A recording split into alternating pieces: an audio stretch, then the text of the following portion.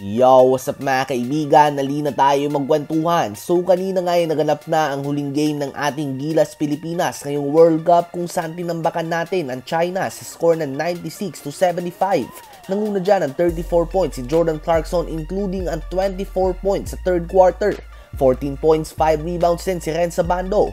12 points, 6 rebounds si Kai Soto at 11 points, 5 rebounds and 4 assists si birthday boy Dwight Ramos. It was a tough experience para sa mga players, coaches, and fans ng ating Gilas Pilipinas. Ganun pa man, we still ended on a high note after beating China. Ang bansa na talagang gustong talunin ng madaming Pilipino dahil sa mga rason na hindi related sa basketball.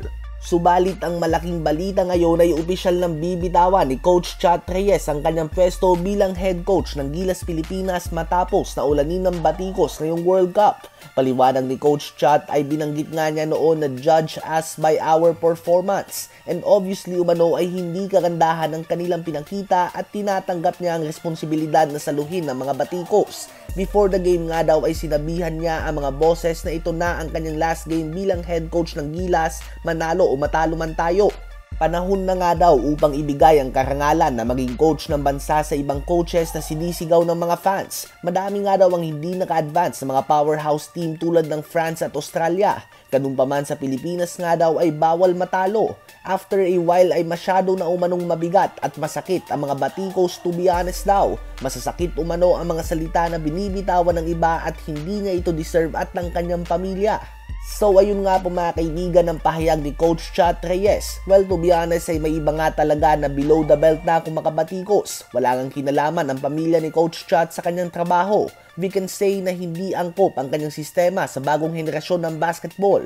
Pwede natin sabihin na palpak talaga ang ball movement natin. Ngunit isang bagay nga na hindi natin pwedeng idamay dito ay ang kanyang pamilya. Trabaho lang nga at walang personalan. Ang masasabi lang natin ay salamat kay Coach Chat sa kanyang serbisyo sa ating bansa. Isa pa din nga siya sa mga pinakamagaling na coach sa kasaysayan ng Pilipinas. Pinapakita niya nga yan sa PBA at noong mga FIBA tournaments. Sadyang nagbago na din ang basketball at medyo napag-iwanan na ang sistema ng dribble drive offense sa international game na kadalasan ay European style of play ang gamit dahil sa mas masikip nga ang court dito. So salamat nga kay Coach Chat at kay Coach Team Ko na sinabi na kapag umalis na si Coach Chat Reyes ay aalis na din siya. Salamat din sa ating Gilas Pilipinas na lumaban pa din kanina ng buong puso kahit na inuulan na sila ng batikos. Ang susunod na aabangan natin ay ang Asian Games na magsisimula sa September 23. Ano ba masasabi nyo tungkol dito?